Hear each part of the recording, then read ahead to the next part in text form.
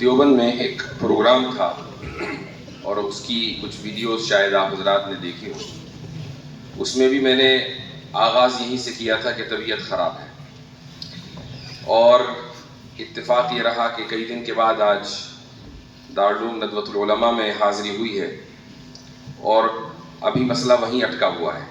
تو اس لیے میں بہت زیادہ لمبی گفتگو تو نہیں کروں گا، لیکن چند منٹ آپ حضرات سے گفتگو کرنے کے بعد پھر آپ کے کچھ سوالات ہوں گے تو وہ لوں گا انشاءاللہ.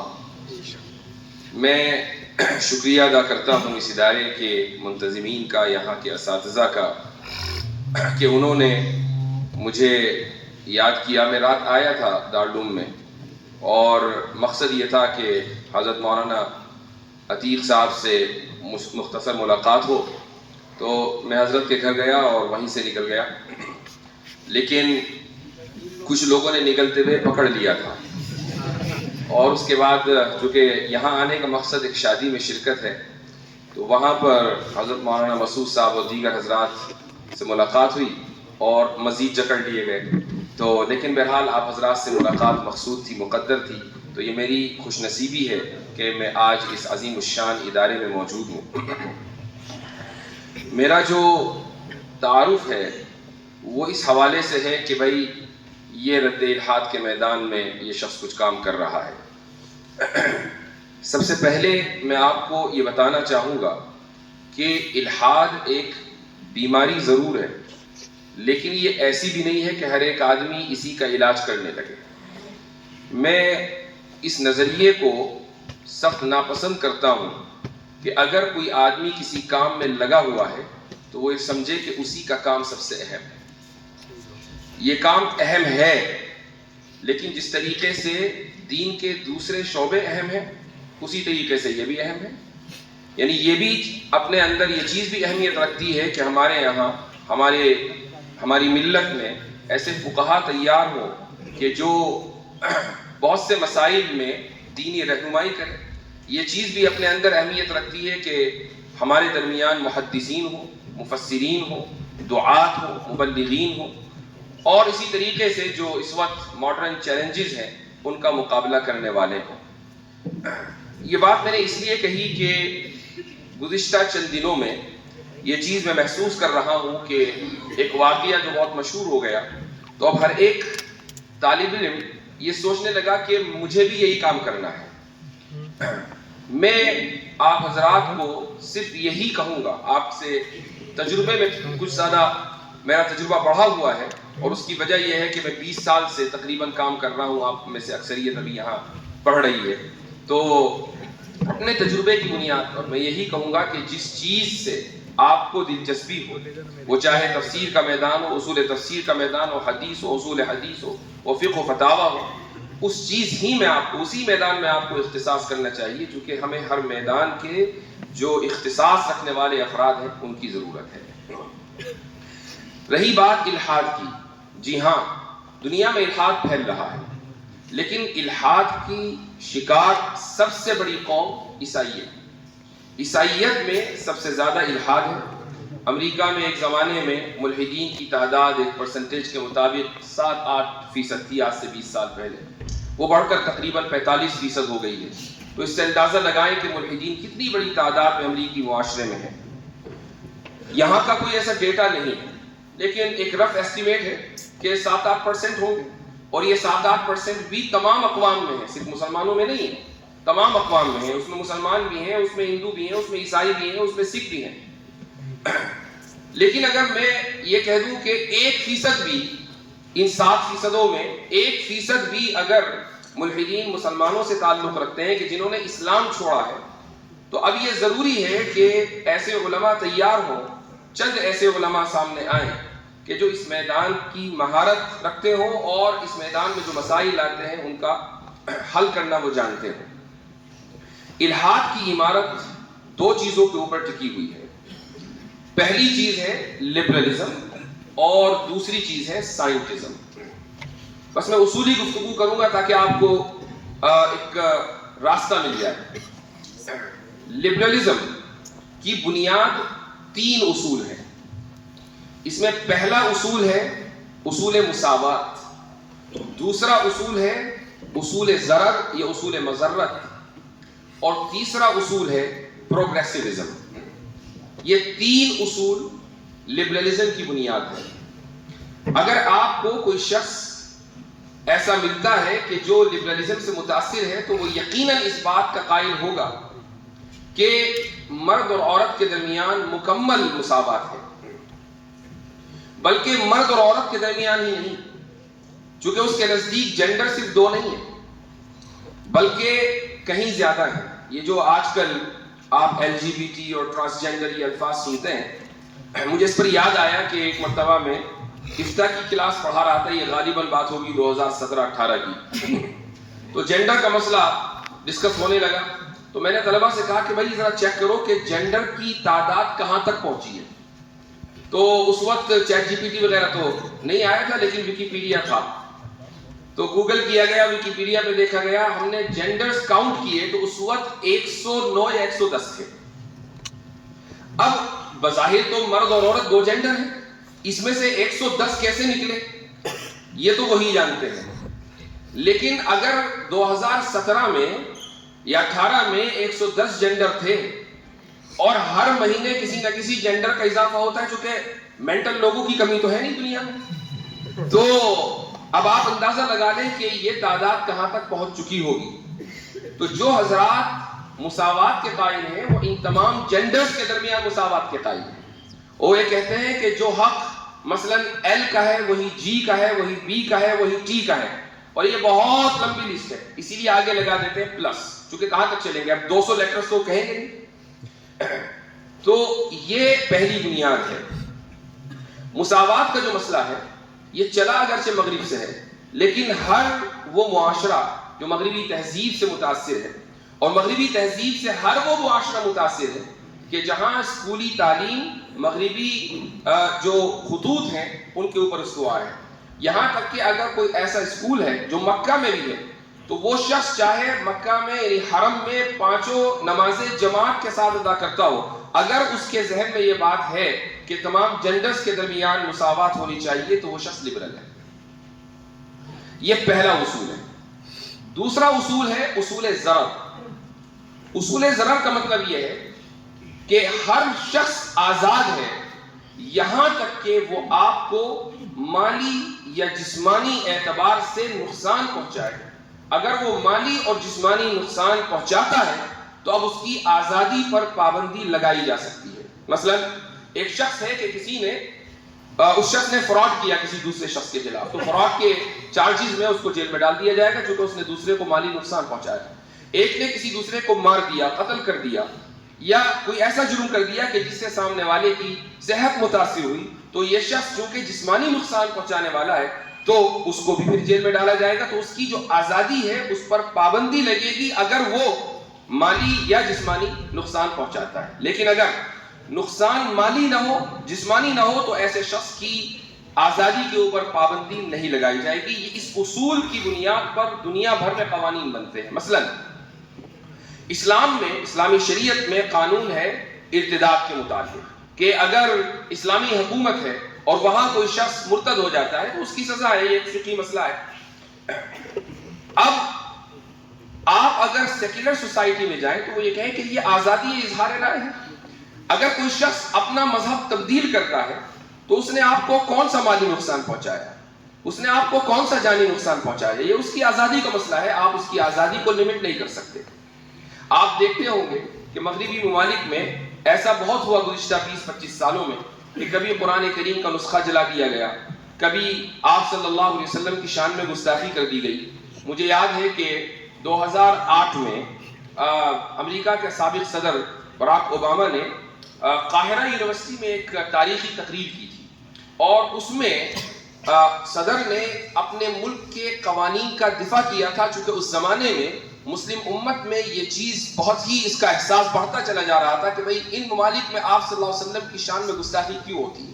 تو اس نے یہ اصول بتایا کہ چونکہ وہ شخص اپنی رائے کا اظہار کر رہا ہے، کسی کو مالی اور جانی نقصان نہیں پہنچا رہا ہے، تو اس لیے اس کو یہ حق ہے کہ وہ اپنی رائے کا اظہار کرے۔ مغربی تہذیب اسی اصول ضرر کے اوپر قائم ہے۔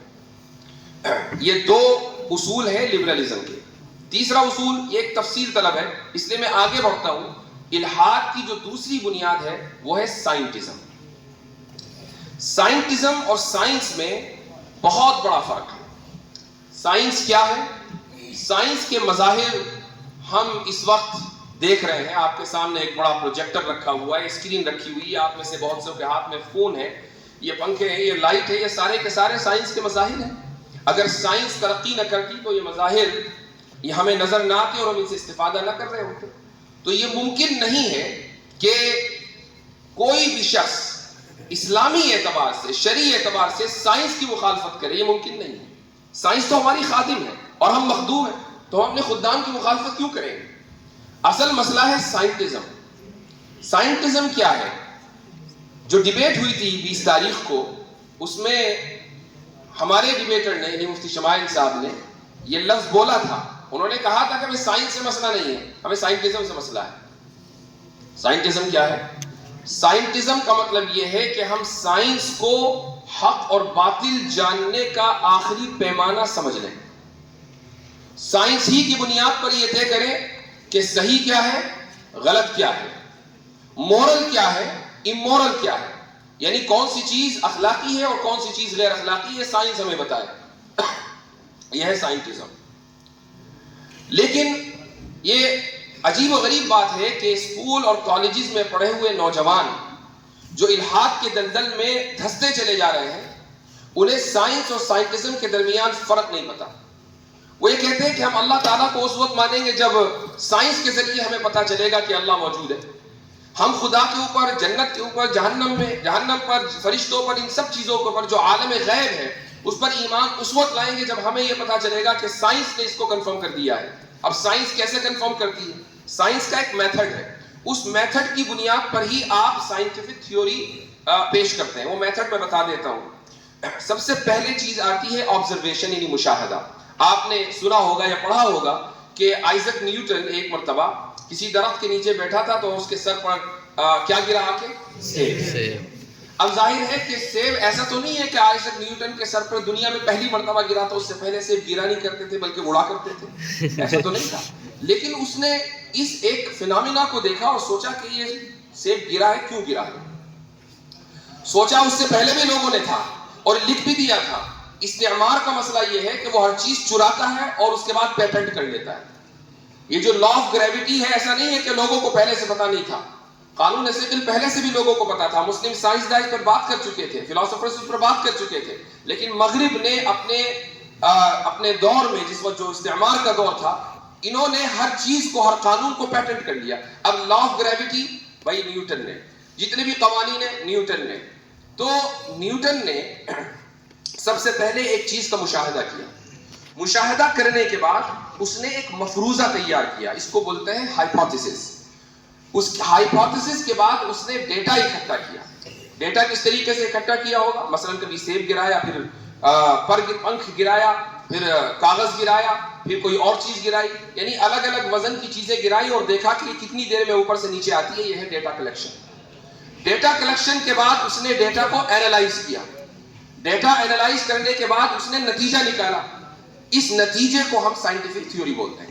تو اب دیکھیں سائنس کس طریقے سے کام کرتی ہے. مشاہدہ ہے، اس کے بعد ہائپوتھیسس ہے، اس کے بعد ڈیٹا کلیکشن ہے، اس کے بعد ڈیٹا انالیسس ہے. ڈیٹا انالیسس کے بعد پھر آتا ہے سائنٹیفک تھیوری. تو اگر کوئی سائنٹیفک تھیوری ہے تو وہ اسی وقت تھیوری بنے گی جب اس پورے پروسیس سے وہ گزر کر جائے. اب ہوتا یہ ہے کہ اسکولوں اور کالجز میں سائنس کے نام پر بہت سے مفروضوں کو تھیوری کہہ کر پڑھایا جاتا ہے. مثال کے طور پر آپ نے سنا ہوگا ملٹی ورس تھیوری. یہ ملٹی ورس تھیوری کیا ہے؟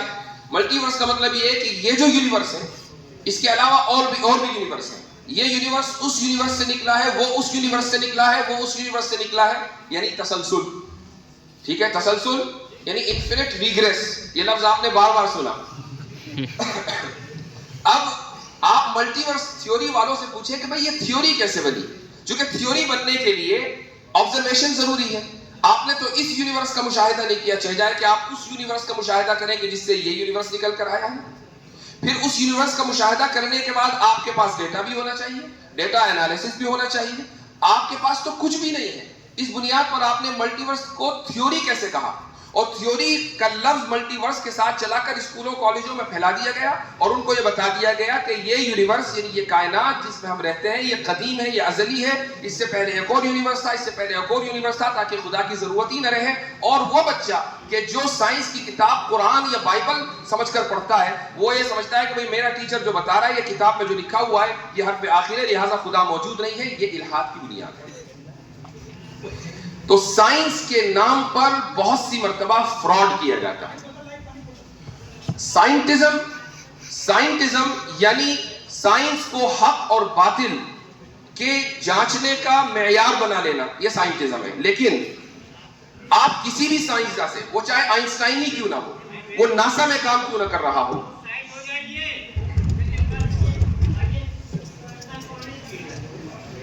سوالات آپ سائنسدانوں سے ضرور کریں. ان میں پہلا سوال، اور میں گارنٹی سے کہہ رہا ہوں کہ دنیا کا کوئی بھی سائنٹسٹ سائنس کی بنیاد پر ان سوالوں کا جواب نہیں دے سکتا. آپ اس کو لکھ لیجئے. سب سے پہلا جو سوال ہے، اور یہ میں ایک اہم سوال آپ کو دے رہا ہوں اس لیے توجہ ادھر رکھیں. پہلا سوال یہ ہے کہ سائنس حق اور باطل کے پہچاننے کا معیار ہے، اس کی سائنسی دلیل کیا ہے؟ آپ یہ سوال کسی سائنسداں سے کریں، صبح قیامت تک سائنس کی بنیاد پر وہ جواب نہیں دے پائے گا. چونکہ یہ جو سوال ہے یہ علمیات سے متعلق ہے. علمیات کو انگریزی میں کہتے ہیں ایپسٹیمولوجی، اس کو عربی میں کہتے ہیں اسباب المعرفہ. تو یہ سوال آپ کو ایپسٹیمولوجسٹ بتائے گا کہ سائنس کسی علم کا پیمانہ ہے یا نہیں ہے. اب اگر آپ سائنس سے یہ سوال کریں تو سائنس کے پاس اس کا جواب ہی نہیں ہے. یہ پہلا سوال ہے. آپ اگر اس کو لکھ لیں اور کسی بھی سائنٹسٹ سے یا کوئی بھی شخص جو سائنٹسٹک مائنڈ رکھتا ہو اس سے پوچھئے، صبح قیامت تک وہ اس کا جواب نہیں دے سکتا. یہ چیلنج ہے. دوسرا سوال یہ ہے کہ کاز کیا ہے؟ آپ نے کاز اینڈ ایفیکٹ بھی اس ڈیبیٹ کے اندر سنا ہوگا. اور ایک ایسا لفظ کوئی جو اس ہفتے سب سے زیادہ گوگل کیا گیا، وہ سب جانتے ہیں، کنٹینجنسی. یعنی یہ لفظ چڑ بن گیا ٹوڈے ایڈوکیٹ صاحب. اور وہ لوگ کہ جو اس کا تلفظ بھی نہیں کر پا رہے تھے، ماشاءاللہ بڑے کانفیڈنس کے ساتھ لفظ بولتے ہیں، کنٹینجنسی. کم سے کم ڈیبیٹ کا یہ فائدہ ہوا کہ ان کی ووکیبلری میں ایک لفظ کا اضافہ ہو گیا.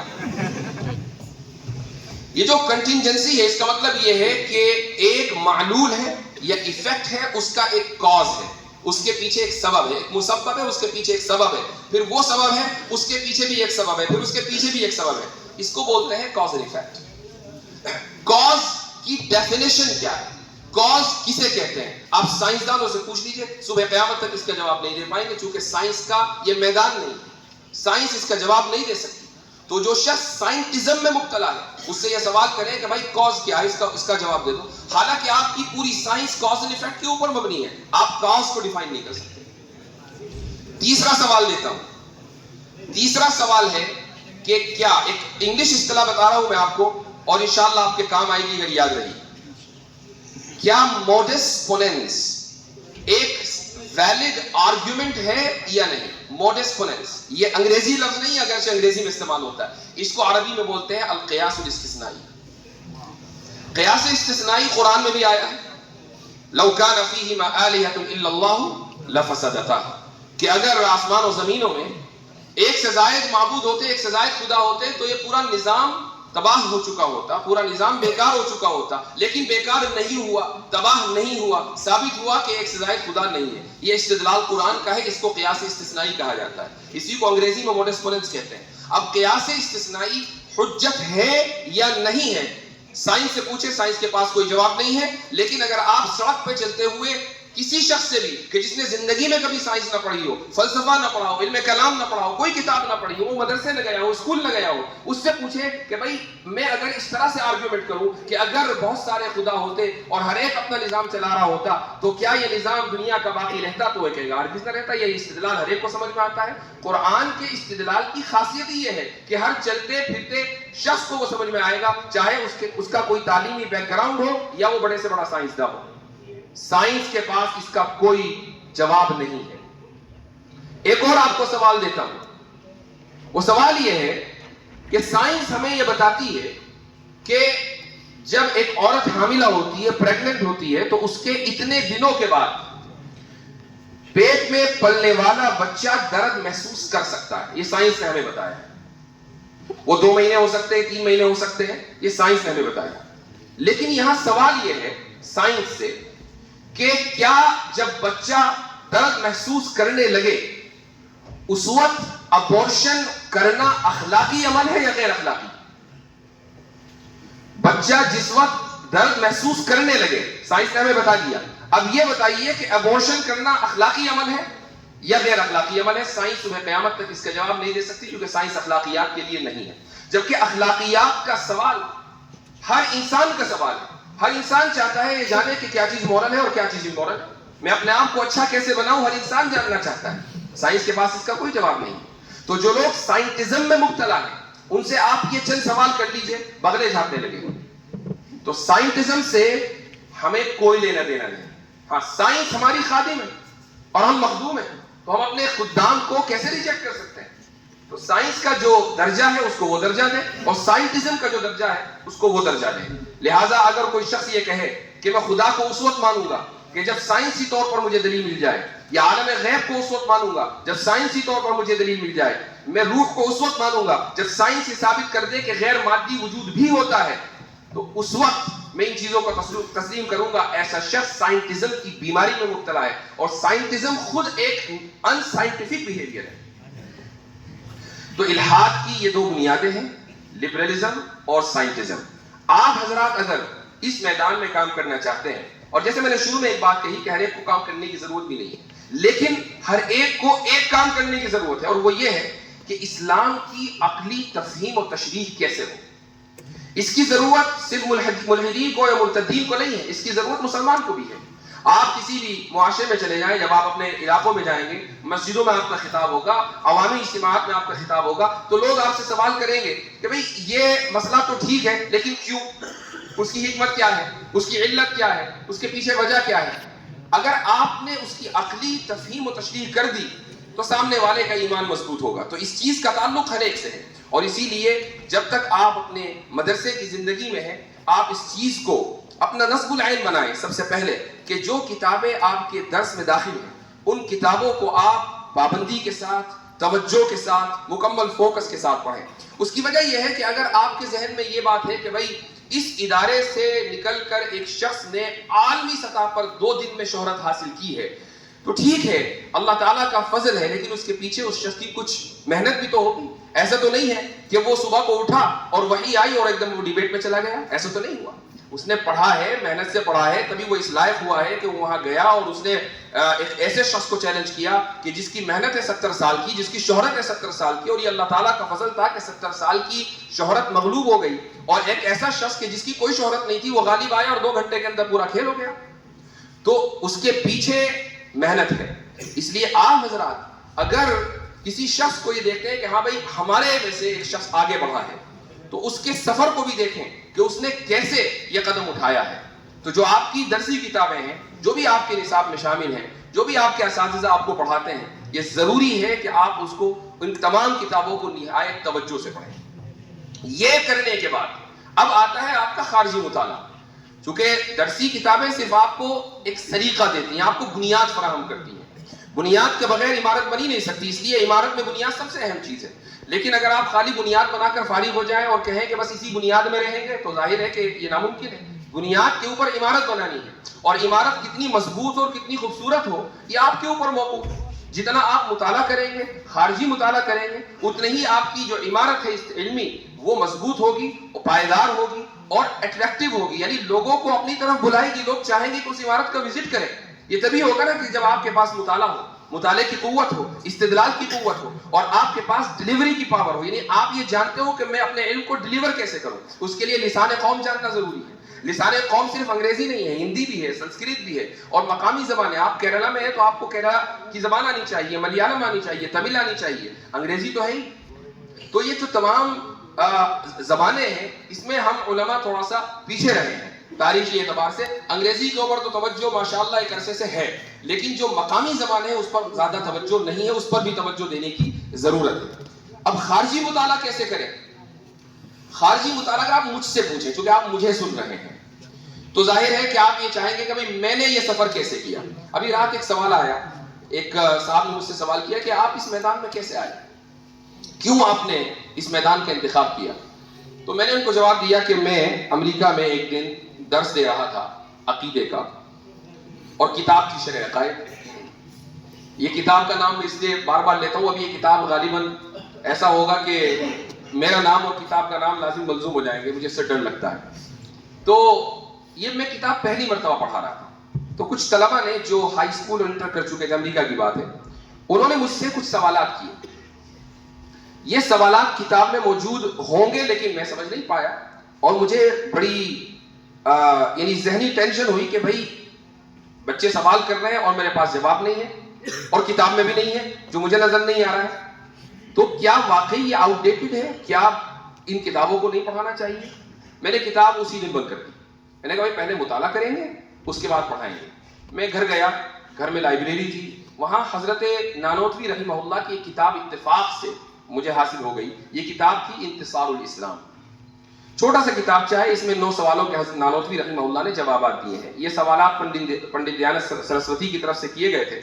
10 سوالات کیے گئے تھے. ایک سوال کا جواب حضرت نے پوری کتاب لکھ کر دیا جس کا نام ہے قبلہ نما، اور 9 سوالوں کا جواب اس کتاب میں ہے انتصار الاسلام. تو وہ کتاب ملی اور اس میں 2-3 سوال وہ تھے جو طلبہ نے پوچھے تھے. تو مجھے خوشگوار حیرت ہوئی اور میں نے پوری کتاب پڑھ لی، مختصر سی تھی. اور اگلے دن میں وہ کتاب درسگاہ میں لے گیا اور میں نے کہا کہ چلو پہلے اس کتاب کو پڑھیں گے.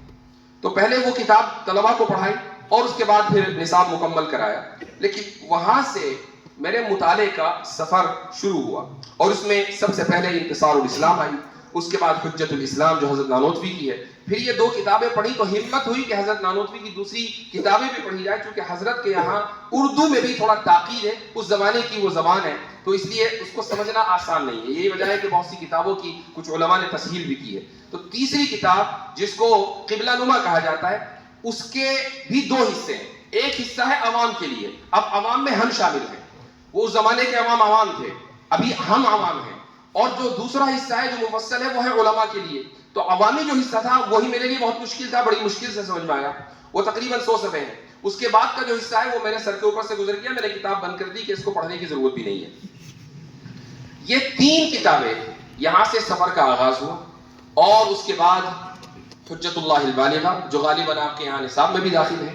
اسی طریقے سے عبقات کے کچھ حصے، حضرت تھانوی رحمہ اللہ کی کچھ کتابیں جن میں سر فہرست الانتباہات المفیدہ، اسی طریقے سے اشرف الجواب.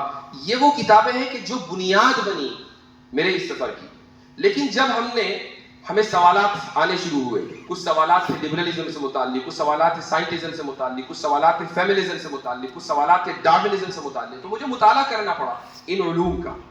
اور میں نے یہ بھی آپ کو بتا دوں کہ میں زندگی میں ایک دن اسکول نہیں گیا. ایک دن میری تعلیم شروع سے لے کر آخر تک مدرسے میں ہے، اور اس کے بعد پھر میں یونیورسٹی گیا، پی ایچ ڈی میں نے وہاں کی، وہ بھی اسلامک اسٹڈیز میں ہے. تو میں نے اسکول میں کبھی سائنس نہیں پڑھی ہے، کبھی بایولوجی نہیں پڑھی ہے، کیمسٹری نہیں پڑھی ہے، میں نے فزکس نہیں پڑھی ہے، اسکول میں کچھ نہیں پڑھا. لیکن میں یہ نہیں کہہ سکتا ہوں کہ ان میں سے کسی بھی سائنس کو میں کچھ نہیں، بالکل نہیں جانتا ہوں. تھوڑا بہت اتنا جانتا ہوں کہ کام چلا لیتا ہوں. یہ کیسے ہوا؟ یہ اس طرح ہوا کہ جب سوالات آنے لگے تو ایک انسان کی فطرت ہوتی ہے کہ بھئی جاننا چاہیے کیا ہے. تو ریسرچ پیپرز، ان موضوعات پہ جو ریسرچ پیپرز لکھے ہوئے ہیں ان کو پڑھنا شروع کیا. سمجھ میں نہیں آیا تو پھر میں نے ایک ویب سائٹ کھولی، اس کا نام ہے خان اکیڈمی. ٹھیک ہے، اب آپ دیکھیں خان اکیڈمی بچوں کے لیے ہے کہ ان کے ٹیوشن کے لیے، کہ اگر اسکول میں کلاس میں ٹیچر نے کچھ سمجھایا نہیں سمجھ میں آیا، خان اکیڈمی میں جاؤ، ویڈیو دیکھو اور آپ کو وہ سمجھ میں آ جائے گا. اس کی کچھ ویڈیوز میں نے فزکس کی دیکھی، کچھ ویڈیوز کیمسٹری کی دیکھی، اور اس طرح کانسیپٹ سمجھ میں آنے لگے. یوں جا کر کاسمولوجی کا اور اسی طریقے سے ڈارونزم کا مطالعہ ہوا. اور پھر جب یہ مطالعہ ہو گیا تو پھر کورس پڑھایا. چونکہ میرا ایک طریقہ یہ ہے کہ اگر مجھے کتاب پڑھنی ہوتی ہے تو میں پڑھا دیتا ہوں. چونکہ کتاب کو پڑھنے کا سب سے بہتر طریقہ یہ ہے کہ اس کو پڑھا دیا جائے اور وہ پھر ذہن میں بھی رہتی ہے. تو جب ڈارونزم کو میں نے پڑھنا شروع کیا اور ایک معتد بھی حصہ پڑھ لیا تو ذہن میں آیا کہ اس کو پڑھا دیا جائے. تو اپنے طلباء کو پڑھایا، پھر ایک کورس مرتب کیا. اسی کورس کو مفتی شمائل نے پڑھا. 2 سال کا وہ کورس تھا تحافظ الملاحدہ کے نام سے، تحافظ الفلاسفہ کے وزن پر. یہ کورس 2-2.5 سال چلا، الحمدللہ مرتب ہو چکا ہے. 9 اپریل کو 6 جلدوں میں اس موضوع کے اوپر کتاب آ جائے گی. 6 جلدوں میں ہے انشاءاللہ، آپ تک پہنچ جائے گی رد الحاد کے اوپر. یہ ایک انشاءاللہ ایک کامیاب کوشش ہوگی باذن اللہ تعالی. تو آپ حضرات کے سامنے صرف یہ بتلانا مقصود ہے کہ جس میدان کو بھی آپ منتخب کریں اس میدان میں آپ کو اختصاص حاصل ہونا چاہیے. اس میدان میں اگر آپ کو چلنا ہے اور سامنے والے کے سفر کو ذہن میں رکھنا ہے تو میں نے اپنے سفر کا کچھ حصہ آپ کے سامنے رکھا ہے، اس کو بھی آپ سامنے رکھ سکتے ہیں. اور آپ کے بہرحال یہاں پر اساتذہ موجود ہیں آپ کی رہنمائی کرنے کے لیے، ان سے بہتر کوئی رہنما اس میدان میں تو کم سے کم نہیں ہو سکتا.